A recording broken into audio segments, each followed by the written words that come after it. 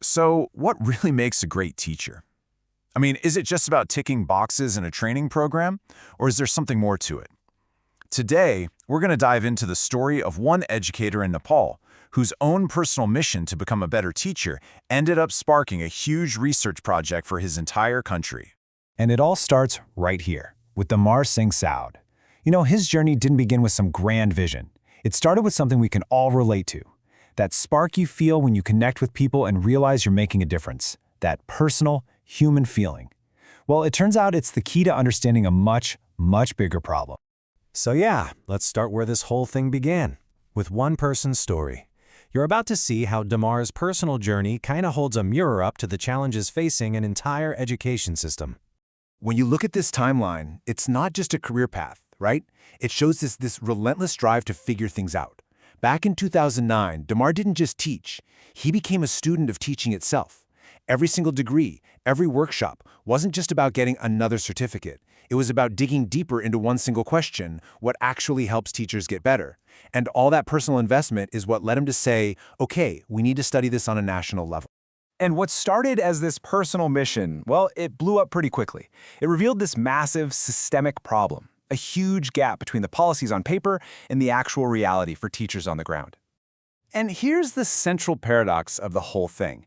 In Nepal, everybody agrees that English is absolutely vital for kids' futures. But there's this giant disconnect between how important they say it is and the actual support the English teachers get. It just doesn't add up. This chart, wow, it lays the divide bare. If you're a teacher in a big city, you've got access to workshops, technology, colleagues, you name it. But if you're out in a rural area, it is a completely different world. We're talking limited training, hardly any resources, and this crushing sense of professional isolation. It's almost like they're working in two totally different countries. And we're not talking about small annoyances here. These are massive, systemic roadblocks, a real lack of resources, wishy-washy support from institutions, and these one-size-fits-all training programs that treat a teacher in a high-tech city classroom exactly the same as one in a remote mountain village. The system itself, in a lot of ways, almost sets these teachers up to struggle. Okay, so pointing out the problems is one thing. That's the easy part. But if you actually want to find real solutions, you have to start asking way deeper, more meaningful questions. And this is exactly what the research sets out to do. It's not about what the policy says. It's about perception. How do teachers feel about the training they get? It's about their lived reality. I mean, what is it actually like to be that teacher in a remote area? And most importantly, how does all of that shape who they are as a person and a professional? But to answer questions that are so personal, you can't just send out a multiple-choice survey, right? You need a totally different kind of tool. You need a way to get at the human story behind all the data. And that tool has a bit of a fancy name, phenomenology. I know, sounds academic, but the idea is actually incredibly simple and really, really powerful. It's the study of lived experience. It just says that to understand something like what it's like to be a teacher, you have to try and understand it from the point of view of the person actually living it. Because that's where the real truth is, isn't it? Policy documents tell you what should be happening. The human story, the lived experience of a teacher in a classroom, tells you what is happening. And that's the gap this research is trying to close. Now, I absolutely love this metaphor for the research. It's perfect. The researcher isn't just standing on the shore, watching the fish from a distance. No, they're getting in the water with them, swimming alongside them, trying to feel what it's like to be in their world. It's all about empathy.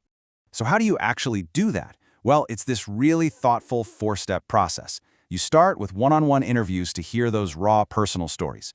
Then, you bring teachers together in groups to see what experiences they all share. After that, you analyze everything to find the big, overarching themes. And then, and this part is so crucial, you go back to the teachers with what you found and you ask, hey, did we get this right? It's all about respect and making sure their story is told accurately. The whole thing is guided by this amazing idea from a psychologist named Lev Vygotsky. His big theory was that learning is social. We don't grow and get better in a vacuum. We do it by talking, sharing, and collaborating with other people. Remember that professional isolation we talked about with rural teachers? Vygotsky's work shows us why that's so damaging. Building communities for teachers isn't just a nice little perk, it's absolutely essential for their growth. Okay, so after all of that, what's the big deal? Why does this deep, deep dive into the lives of some teachers in Nepal actually matter for the rest of us, for the bigger picture? Well, the potential impact is just massive. This isn't research that's meant to sit on a shelf and collect dust. It's a tool. It's a way to show policymakers what's really going on, to finally give a voice to those forgotten rural educators, and to close that gap between policy and practice. The real goal here is to build communities of teachers that last, who support each other, because in the end, that's what's going to improve things for the kids. Look, if you take away just one thing from all of this, let it be this. Building better teachers is not a top-down, cookie-cutter process. It is about seeing, understanding, and truly valuing the unique, often difficult, and sometimes even heroic journey that every single teacher is on. And that leaves us with a really big question, not just for Nepal, but for all of us.